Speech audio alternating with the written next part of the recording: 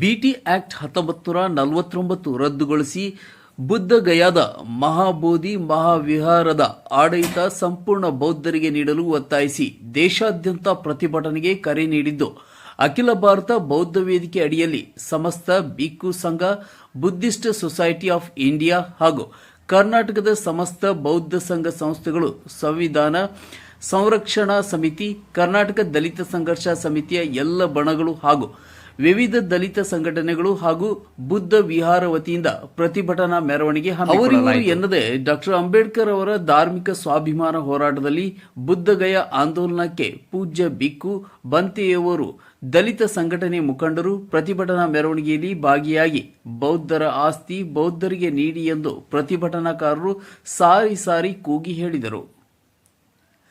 ನಮ್ಮ ಭಾರತ ದೇಶದಲ್ಲಿ ಸಿಖ್ಖರಿಗೆ ಗುರುದ್ವಾರ, ಮುಸ್ಲಿಮರಿಗೆ ಮಸೀದಿ ಹಾಗೂ ಕ್ರಿಶ್ಚಿಯನ್ನರಿಗೆ ಚರ್ಚ್ಗಳ ಮೇಲೆ ಆಡಳಿತ ಹೇಗೆ ಧಾರ್ಮಿಕ ಅಧಿಕಾರ ನೀಡಿದೆಯೋ ಅದೇ ರೀತಿ ಬೌದ್ಧರಿಗೆ ಮಹಾಬೋಧಿ ವಿಹಾರ ಬೌದ್ಧರಾದವರಿಗೆ ಆಡಳಿತ ಮಂಡಳಿಗೆ ಆಡಳಿತ ನಿರ್ವಹಣೆ ಸಂಪೂರ್ಣ ಅಧಿಕಾರ ನೀಡಬೇಕು ಹಾಗೂ ಬಿಹಾರ ಸರ್ಕಾರ ಬಿಟಿ ಆಕ್ಟ್ 1949 ರದ್ದುಪಡಿಸುವಂತೆ ನಗರದ ಶಹಾಗಂಜ್ ಅಂಬೇಡ್ಕರ್ ಭವನದಿಂದ ಅಂಬೇಡ್ಕರ್ ವೃತ್ತ, ಮಹಾವೀರ್ ವೃತ್ತ, ಶಿವಾಜಿ ವೃತ್ತ ಮಾರ್ಗವಾಗಿ ಜಿಲ್ಲಾಧಿಕಾರಿಗಳ ಮುಖಾಂತರ ಬೀದರ್ ಅವರಿಂದ ಮುಖ್ಯಮಂತ್ರಿಯವರಿಗೆ ಮನವಿ ಪತ್ರ ಸಲ್ಲಿಸಲಾಯಿತು.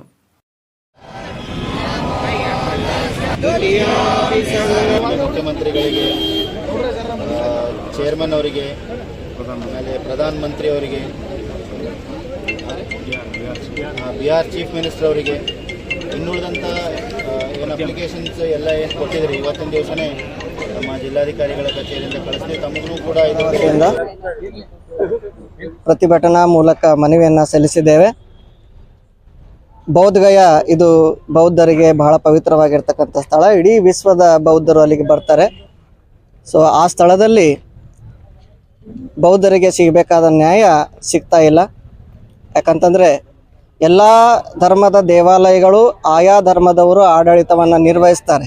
ಹಿಂದೂಗಳು ಅವರ ದೇವಾಲಯವನ್ನು ನಿರ್ವಹಿಸ್ತಾರೆ, ಮುಸ್ಲಿಂ ಜನಗಳು ಕೂಡ ಅವರ ದೇವಾಲಯವನ್ನು ಅವರೇ ನಿರ್ವಹಿಸ್ತಾರೆ.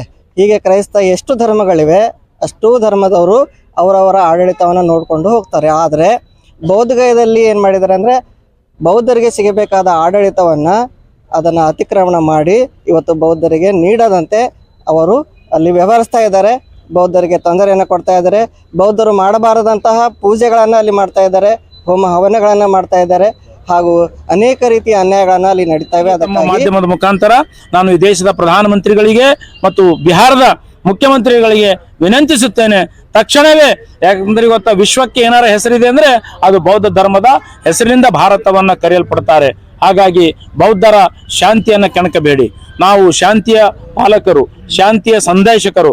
ಹಾಗಾಗಿ ನಮ್ಮ ಆಸ್ತಿ ನಮಗೆ ಕೊಡಿ ಅಂತ ಹೇಳಿ ನಾವು ತಮ್ಮ ಮುಖಾಂತರ ಇವತ್ತು ಜಿಲ್ಲೆ ಎಲ್ಲ ಸಂಘಟನೆಗಳು ಬುದ್ಧಿಸ್ಟ್ ಫೋರಂ ಅಡಿಯಲ್ಲಿ ನಾವು ಒಕ್ಕಟ್ಟಾಗಿ ಇವತ್ತು ಸುಮಾರು 100 ಸಂಘಟನೆಗಳು, ಸಾವಿರಾರು ಅನುಯಾಯಿಗಳು ಸೇರಿ ಮನವಿ ಕೊಟ್ಟಿದ್ದೇವೆ. ನಾನು ಅನಿಲ್ ಕುಮಾರ್ ಬೆಲ್ದಾರ್, ಸಂವಿಧಾನ ಸಂರಕ್ಷಣಾ ಸಮಿತಿಯ ರಾಜ್ಯ ಮಹಾಪ್ರಧಾನ ಕಾರ್ಯದರ್ಶಿ ಹಾಗೂ ಈ ಸಂಘಟನೆಗಳ ಒಂದು ಕೋಆರ್ಡಿನೇಷನ್ ಆಗಿನೇ ಎಲ್ಲ ಕೆಲಸ ಮಾಡ್ತಾ ಇದ್ದೇನೆ. ಅದರ ಜೊತೆಯಲ್ಲಿ ಇವತ್ತು ಅಬ್ದುಲ್ ಮನ್ನಾನ್ ಸೇಠ್ ಅವರು, ನಮ್ಮ ಜಾನ್ ವೆಸ್ಲಿ ಅವರು, ಬಸವರಾಜ್ ಮಾಳ್ಗೆ ಅವರು, ಅಲ್ಲದೆ ಇನ್ನುಳಿದ ನಮ್ಮ ಮಿಲಿಂದ್ ಗುರುಜಿ ಅವರು, ಭಿಕ್ಖು ಸಂಘ, ಆಮೇಲೆ ಅನೇಕ ನಮ್ಮ ಹೋರಾಟಗಾರರು ಭಾಗಿಯಾಗಿದ್ದರು ಅಂತ ಹೇಳಿ, ಮತ್ತು ತಾವು ಸಹ ನಮ್ಮ ಒಂದು ಇಂಥ ಒಂದು ಧಮ್ಮ ಕಾರ್ಯಕ್ಕೆ ಕೈ ಜೋಡಿಸಿ ಇದನ್ನು ಹೆಚ್ಚು ಪ್ರಸಾರ ಒತ್ತು ಕೊಡಿ ಅಂತ ನಾನು ಮೇಲೆ ಕೇಳ್ಕೊತೀನಿ. ಜೈ ಭೀಮ್.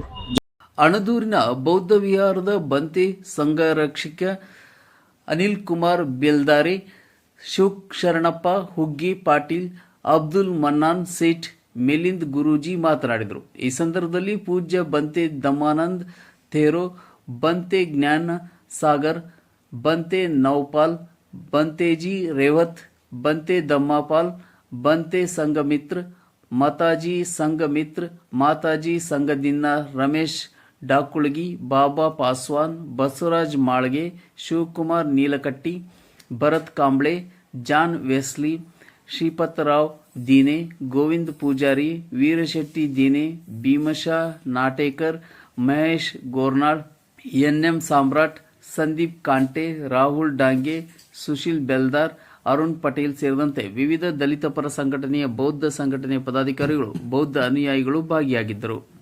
ರೋಹನ್ ಮನೋಹರ್, C9 ಕನ್ನಡ, ಬೀದರ್.